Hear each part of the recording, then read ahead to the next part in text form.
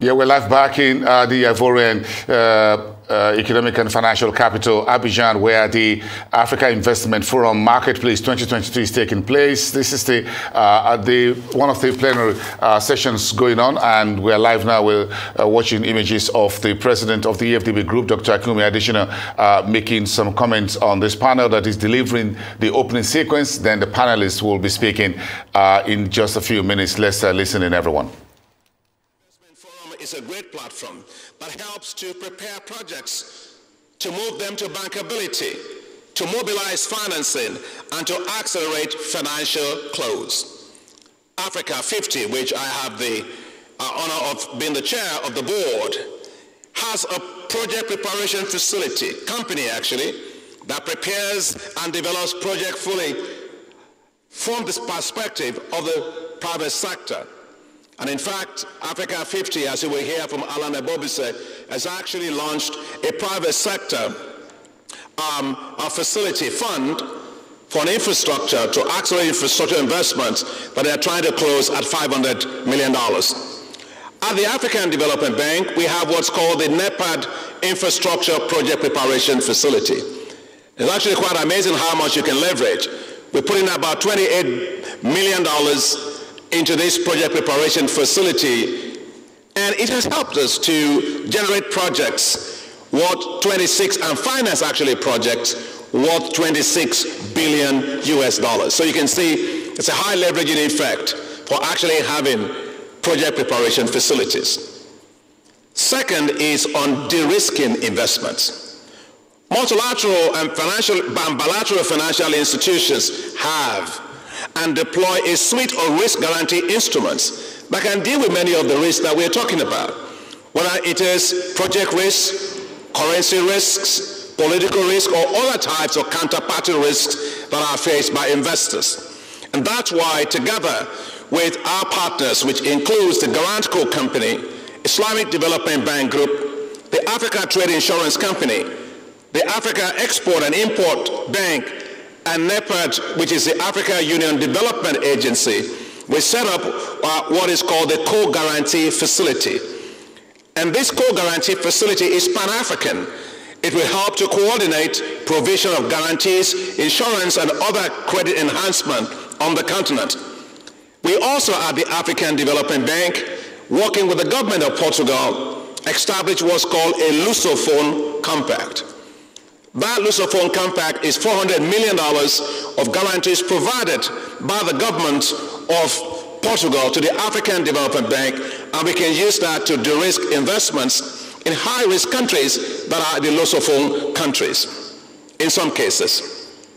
Let me turn to the third point in terms of synthetic securitization. Synthetic securitization offers huge opportunities to actually have risk transfer, which can open up space for investments by the private sector, including institutional investors. The African Development Bank is spearheading a lot of innovation on this. Our first $1 billion synthetic securitization we call Room to Run transferred 50 private sector loans from the bank to private sector investors, including institutional investors. This was the first ever synthetic securitization between a multilateral development bank and the private sector.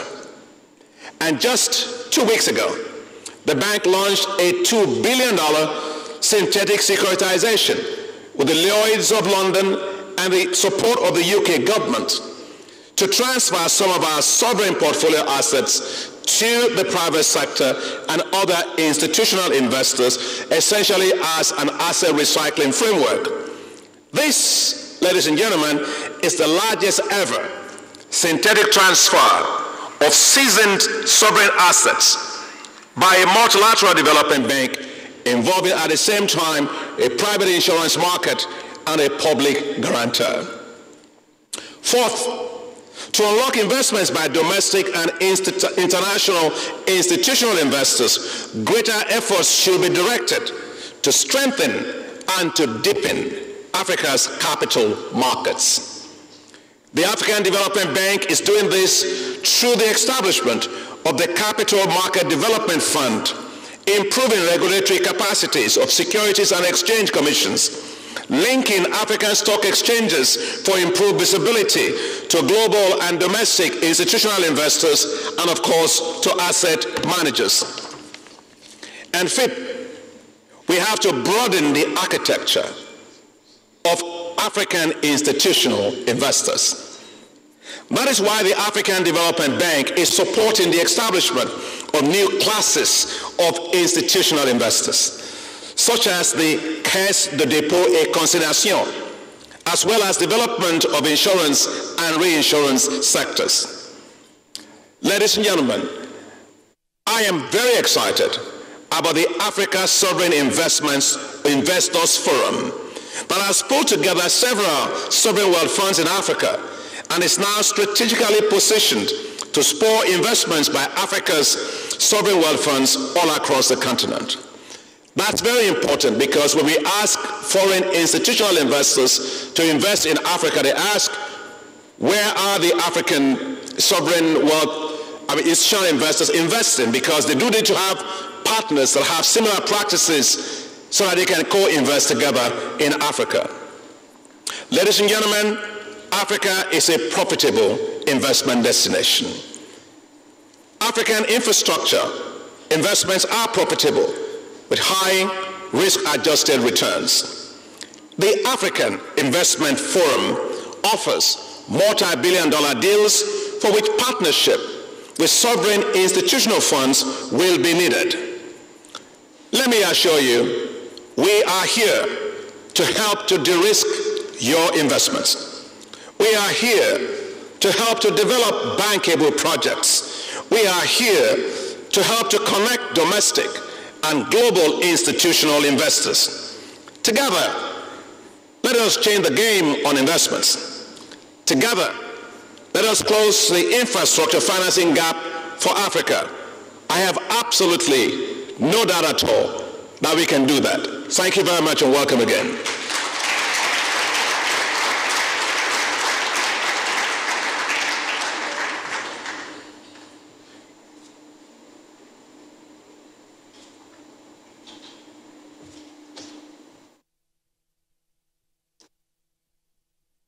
Thank you very much, President Adesina. And now I know why you are called Africa's optimist-in-chief, because every time I hear you speak, sir, I am enthusiastic about being an African because you can demonstrate tangible projects that are changing the landscape across the African continent. I think a huge round of applause. It's fantastic to see these tangible projects coming to fruition and changing the lives of Africans across the board. So to pick up on the opening comments from President Adesina, I'm going to invite up to stage Alain Ebobisse, who is the CEO of Africa 50, Matteo Pella, who is the partner and chief operating officer at Africa Meridian, and Dennis Charles Kouassi, who is Director General of the National de Providence Sociale, CNPS.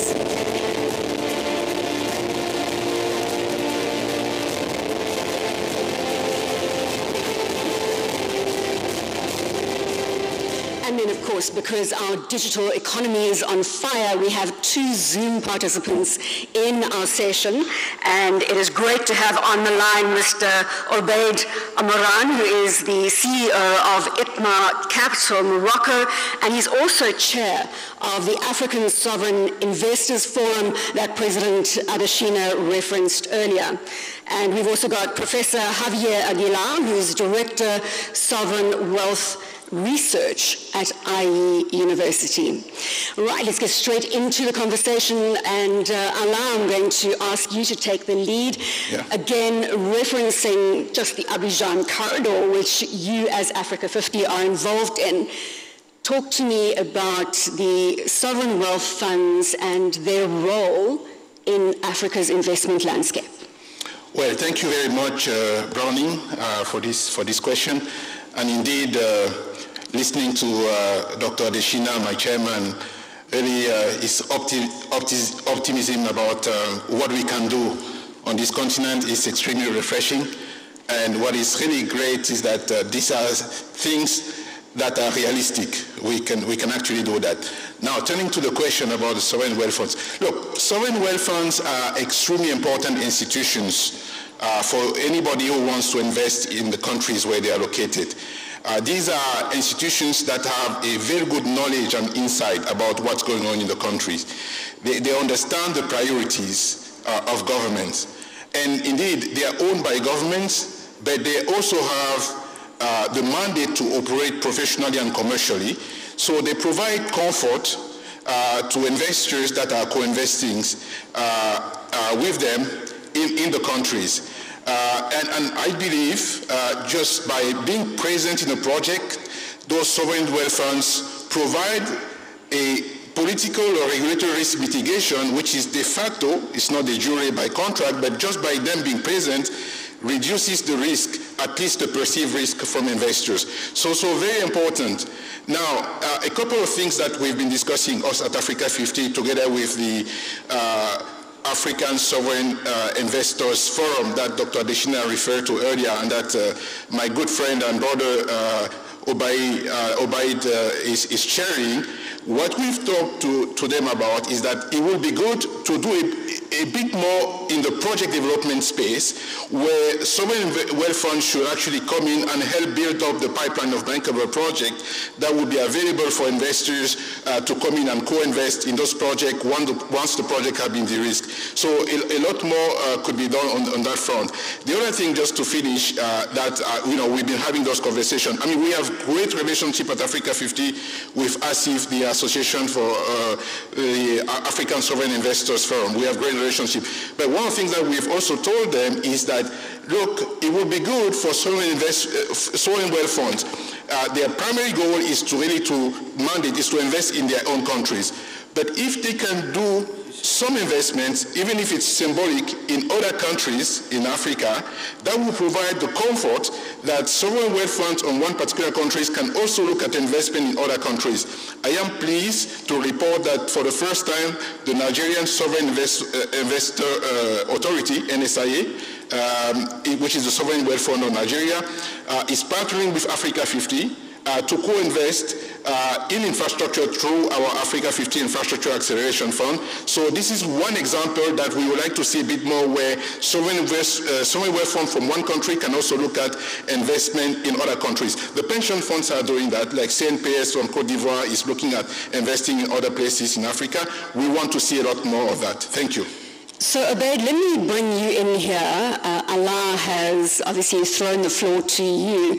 Given your chairmanship of the African Investors Forum, and effectively, if we look at the situation that Allah is putting forward, he's saying, can sovereign wealth funds help create bankable projects, and will you invest outside of your specific countries?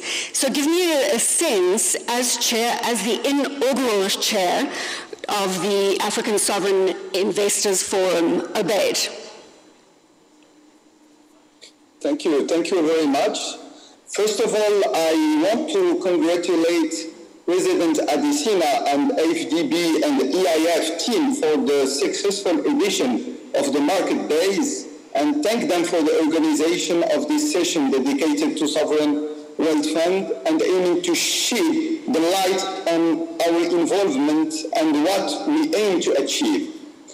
I think that almost everything has been said by Professor Adesina regarding the investment opportunities and the way to achieve improvement of private sector investment in our continent.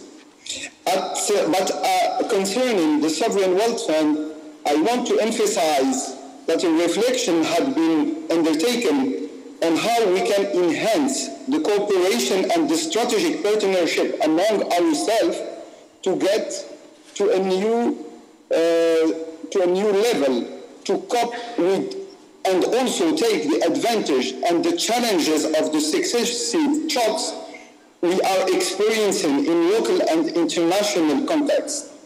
This reflection has led to the creation of the African Sovereign Investment Forum, a platform of 10 sovereign wealth funds to date, And we are happy to see that there are more and more other sovereign wealth funds that are joining us, and we are very keen to the presence and continuous involvement of almost all of them.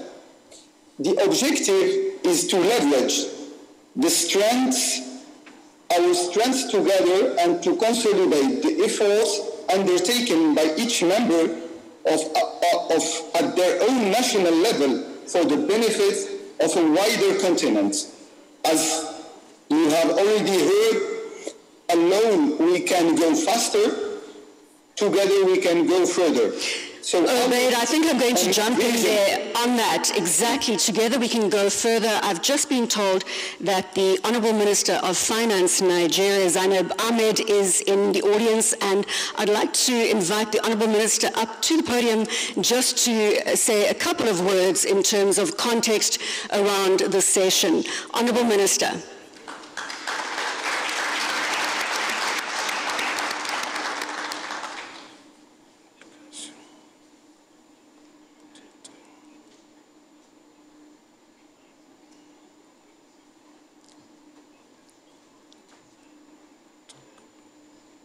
Good afternoon, Excellencies, ladies and gentlemen. Special respect to my brother, President Adesina, and all of the guests and participants in this forum. I want to apologize for coming late, just came in. And I want to thank you for inviting me to speak on the subject of sovereign wealth funds. This is a topic that we hold very dear in Nigeria. Let me also just remind us, or people that know, that in Nigeria, we started the Sovereign Wealth Fund 10 years ago, right after one of those oil price crashes of the 2000s. And Nigeria's focus then was about stabilization. What we wanted to have was something safe that is tucked away, and also something that will help us to hedge against the cyclical volatility of the oil market. We wanted and needed to save for a rainy day. However, we did not define what a rainy day is. I'm sure many of you will agree that for the last 5 years, we have constantly seen rainy days. It seems to me as if every day is wet, and every day is a rainy day. So when you ask me, as a finance minister, to speak about sovereign wealth funds, I'd like to say part of the challenges for the African sovereign wealth funds is that there's constant rain that we're experiencing, and we have to continuously position ourselves to decide on how to treat each wet day as it comes. We have a growing population. We have climate change in the forms of floods, droughts, and desertification, and there are adverse impacts on food security. We also have pockets of insecurity, at least in my country, Nigeria. Then there is, of course, the pandemic. With these competing demands, it takes a very strong and focused leadership to think about having to save on a continuous and sustained basis. And I'm pleased to say Nigeria has done well. When the Sovereign Wealth Fund in Nigeria commenced, it started operating in 2012 with a capital of $1 billion. And at that time we had money. Now we don't. But since its inception, the fund did not receive any additional capital until in 2016 and 17, when President Muhammadu Buhari's administration came and he directed that we needed to start saving on a consistent basis. He recognized the importance of needing to save. Therefore, we focus on ensuring that the NSIA gets funded no matter how little, regardless of the fiscal challenges. Our administration has also been gradually injecting money into the NSIA, and now there is even a provision in the PIA that compels that to happen more consistently. At the end of 2021, NSIA's core assets under management has grown to a modest $2.2 billion since commencement of its operations, and the NSIA has assets under management of $4 billion, regardless of the rainy days that we had to go through. And the fund has been consistently profitable. The NSIA has proven to be a partner of choice for the federal government as well as for other agencies in the execution of successful delivery of major infrastructure projects and transformational initiatives that have national impacts. Through the NSIA, we have been able to build key roads and bridges under the Presidential Development Fund. We have been able to revive fertilizer blending facilities, starting from 8 at the beginning of administration. Now we have up to 42, almost all of them working at full capacity. And also, we set up the fertilizer initiative and a partnership with Morocco to build an ammonia plant, which is currently ongoing. We are also supporting artisanal and small-scale miners who are building up reserves under the Presidential Artisanal Gold Mining Scheme. We have also commenced our journey towards adoption of clean energy, starting off with the development of several solar power projects, and the NSIA is participating with a 10 megawatts grid solar plant. We have constructed cancer and medical diagnostic centers across the country, and they're doing very well, and we have plans to roll out more. We recently commissioned a state-of-the-art animal feed facility linked to thousands of hectares of maize farms in the north-central part of our country, in Nasarawa State in particular. And we're tackling today's problems as they come head-on. We've allocated a certain proportion of NSIA's funds for investments in innovative pioneer sectors within and outside of Nigeria. So what the CEO said is something that we are already working on in partnership with the Africa 50. And of course, we have a sizable percentage of investments in equities and bonds in Europe, in America, and in Asia. In today's climate, this last fund is the one that actually keeps me awake at night. But we have those investments anyway. Overall, the success of the African Sovereign Wealth Funds are those that strike a balance between meeting the local and immediate needs, such as infrastructure, versus the long-term outlook of stability in periods of distress. Our hope is that the next 5 years will be less dramatic, and that we will not have as many wet days as the previous years that we have seen. And in more predictable terms, we hope that the rainy days will not continue to come in the way we have seen them. Thank you very much. Honourable Minister of Finance of Nigeria, Zainab Ahmed. Another round of applause. Thank you so much, ma'am. So, Mateo, let's pick up on the conversation there in terms of Meridiam and the fact that globally you've been operating since 2005, transformational infrastructure into emerging spaces. Since 2015, you established in Africa. Give us a sense of the experience that Meridiam is experiencing in terms of transformational infrastructure. Thank you, Bronwyn, and thank you to AFDB and President Adesina for organizing this event. We indeed, after 10 years of investment in America and Europe, started to invest in Africa in 2015.